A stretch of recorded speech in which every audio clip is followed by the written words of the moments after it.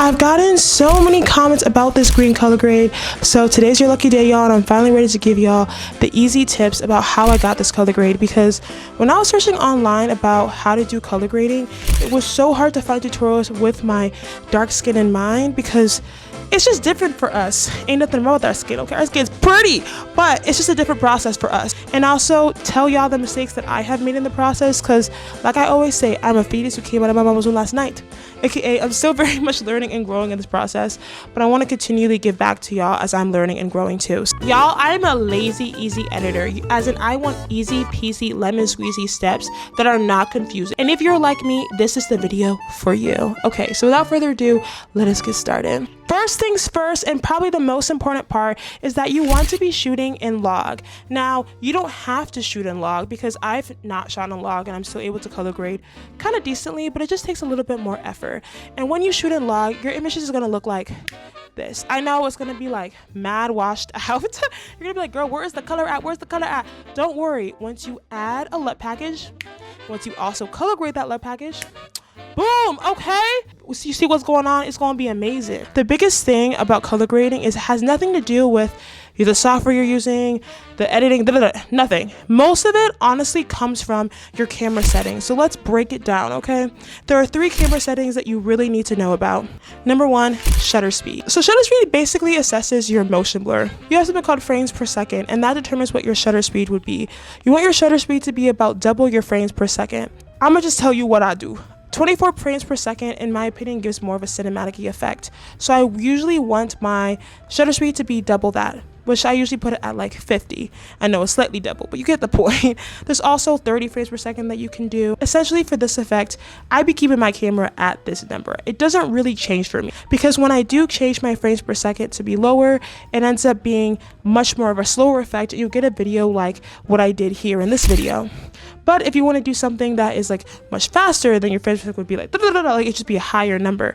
I'm not trying to do all that when I'm doing most of my videos most of the time. So I usually just keep this number at the number 1/50 for my shutter speed. Now we're going on to probably the most important part that comes to color grading, which is your ISO and your aperture. So aperture determines how much light is coming through your lens. What your aperture is depends on if you're shooting indoors or outdoors. So for example, if you're doing an outdoor shot, you usually actually want your aperture to be higher, which I know you would probably think, oh, if the number is higher, that means that there's going to be more light coming in, but it's actually the opposite effect.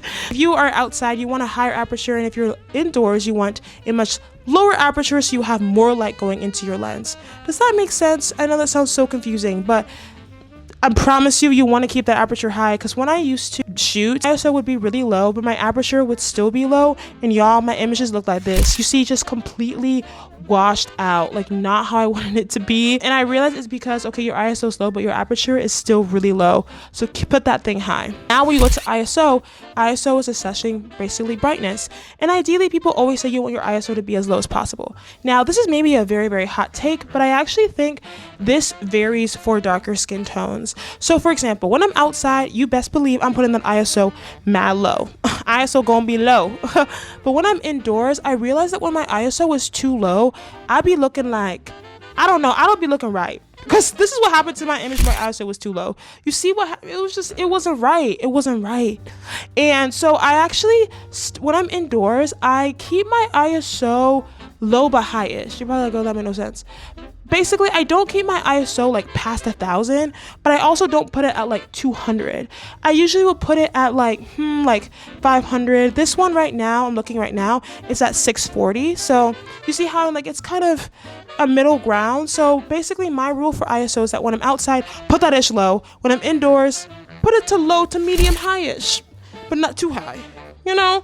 So that was kind of a lot that I just threw at you about those 3 camera settings, but let's give a little short summary.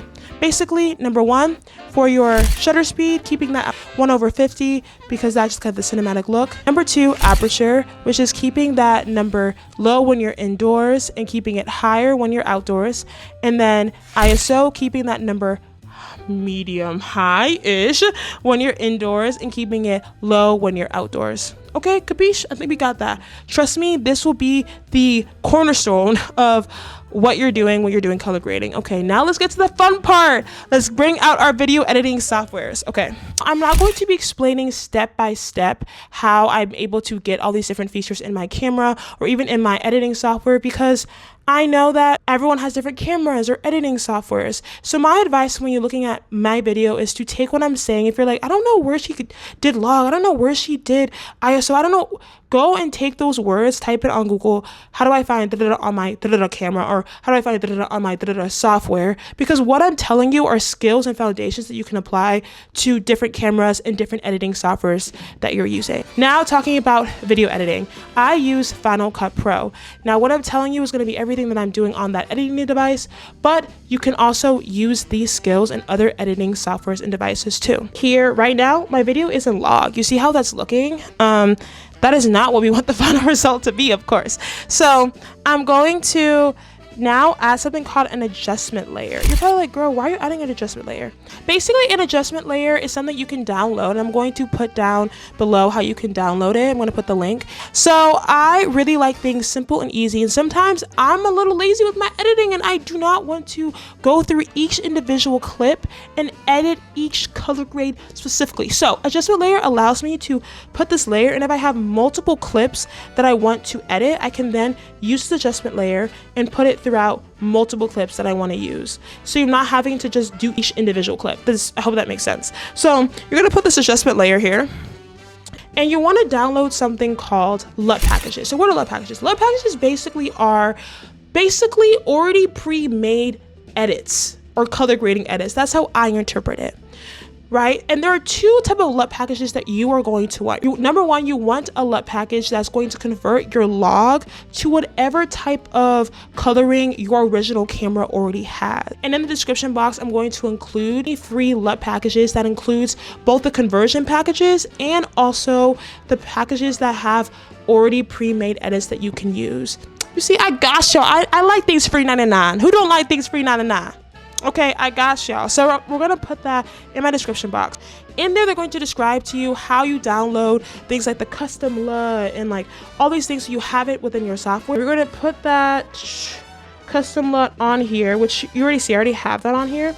And then I'm going to go to my LUT. And you see here they have this something called 70 GCC LUTs. Look. Log 2 Rec 709. So you see here, I have Sony Log 3 Cine. So you see it converts from the log function to my Sony camera. So now we did that, which is super fun and dandy. Now, the fun part is I'm going to put another adjustment layer, y'all. My adjustment layer, y'all, is literally in my titles, which just feels really weird. So I got confused again. So I go to my titles, that's where I put my adjustment layer at. And I'm going to move it down. Okay. So now I'm going to then add this custom LUT. You're gonna be like, girl, I feel like you're skipping steps. I definitely am skipping some steps because I didn't teach y'all how to download adjustment layer or how to download custom LUT. But like I said, all of that should be in that link that gives you all the packages. And if you're still confused, I really do recommend just typing that online because that's a whole extra video about how to download all of those different things. But this just gives you that foundation. So you add the custom LUT, and then you're gonna go here and, okay, so now we're in LUTs. So I told you about the 70 free LUT packages that you can use. I also finally took the plunge and I downloaded LACAPTURE's LUT packages, and you have to pay for these. They're on sale, so they actually were not pricey at all when I purchased them. I'm not sure if they're still on sale. They may or may not be, but I'm telling you, LACAPTUREs are so good. I think you can still do amazing stuff with the free one, but I just felt like LACAPTURE just had some really cool cinematic ones, so I had to get it.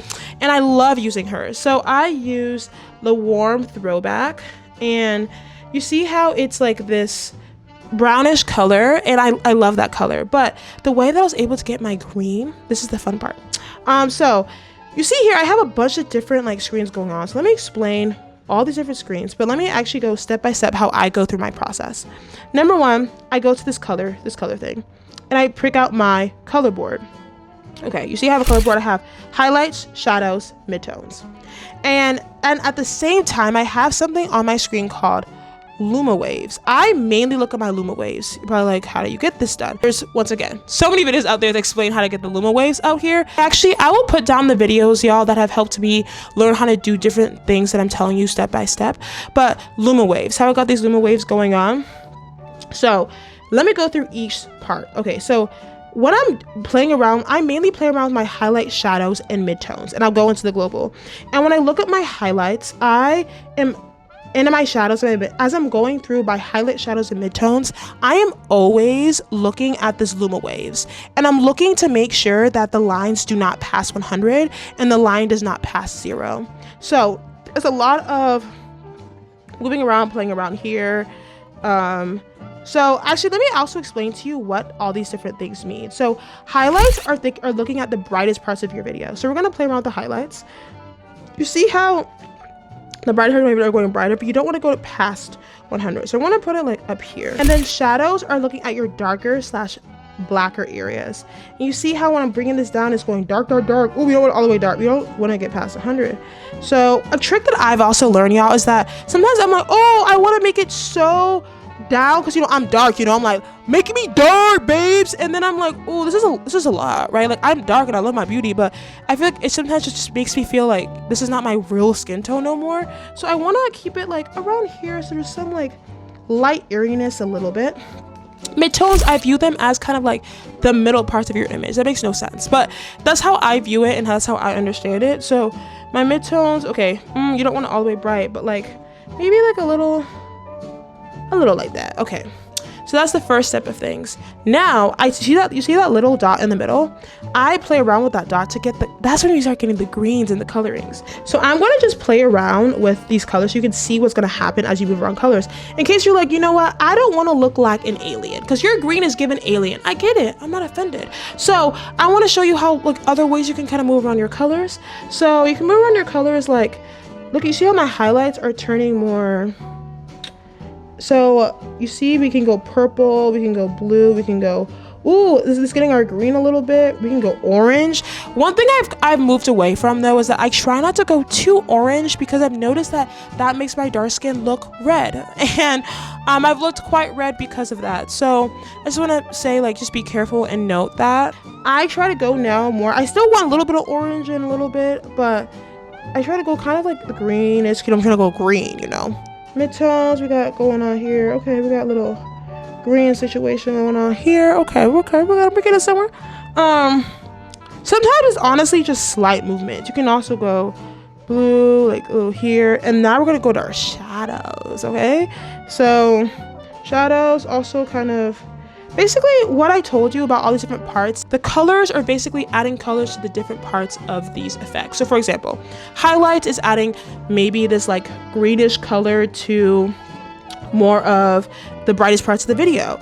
Shadows is adding maybe this gray, this red to the darkest parts of the video. You see what I'm saying? So there is no incorrect or proper color grade. It's whatever you want it to be, so have fun with it. But basically, once I've been going around doing all of that, then I actually go to something called the vector scope, and I look at something called skin tone corrector, which basically is going to make my skin tone how it's supposed to be. Usually when I do this, I will go to crop, and I'll crop to my skin right here. Okay, and you see there's that line, and I want to make sure that line is on this long line.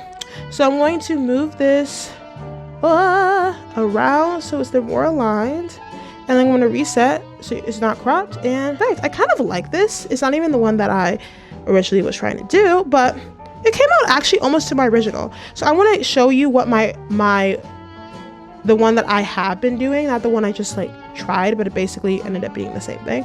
This is the final result that shows you what my highlights are looking like, my shadows, my midtones, my global, once I like did it originally.